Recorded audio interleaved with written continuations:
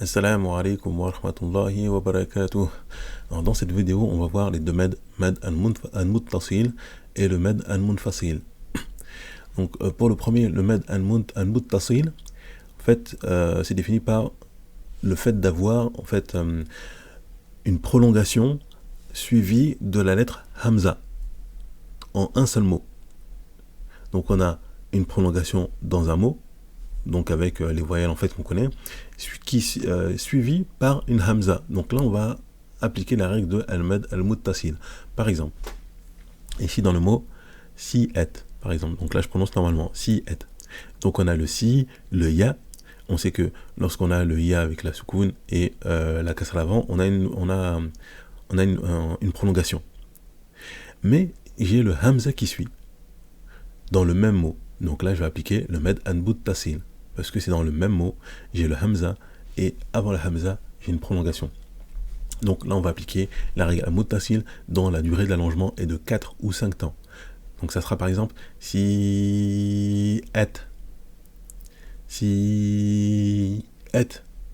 ouais. Donc là, le deuxième exemple, assou. Donc là, je m'arrête, et voilà, parce que c'est les règles d'arrêt.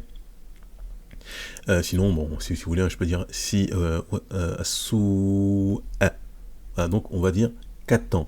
Là, c'est pareil. Donc j'ai la hamza, mais avant la hamza, j'ai le waouh.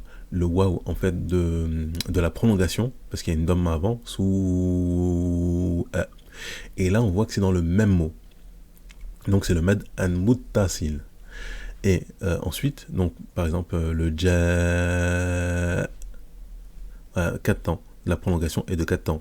Lorsqu'on a une prolongation dans le même mot qui est suivie par une lettre par le hamza, on appliquera la règle al-mad al-muttasil. La durée de l'allongement c'est de 4 ou 5 temps. Ça c'est lorsque c'est dans le même mot. Maintenant on va voir le mad al-munfasil.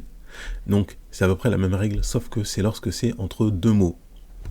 Donc dans le premier mot, il se finit avec une prolongation. Donc avec la lettre waouh, ya ou alif. Et la première lettre du deuxième mot, ça va être la hamza. Donc la première lettre du deuxième mot, ça va être la hamza. On va faire un exemple. Et la durée d'allongement, normalement, c'est 4 ou 5 temps. Mais on dit qu'il y a ici effectivement donc 2 temps qui est toléré. Donc pour l'exemple, wafi anfusikum. Wafi anfusikum.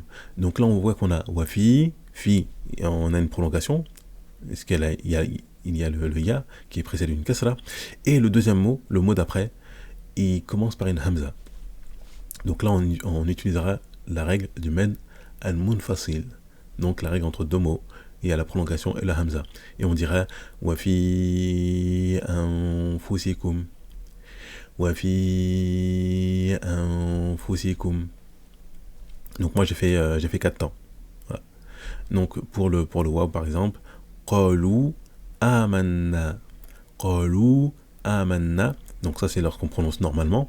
Et donc on voit qu'on a le waw, donc de la prolongation, et la première lettre du mot suivant, c'est le hamza. Et lorsqu'on a ça, on va appliquer, donc c'est pareil, la règle avec 4 temps. Donc on dira قالوا آمنا قالوا آمنا. Voilà. Et un autre exemple, donc avec la fatha. Normalement, bon, si on prononce normalement, inna arsalna. Inna arsalna. Donc on a la fatha avant, la fatha qui est une prolongation avant la hamza. Et donc on dirait Inna arsalna.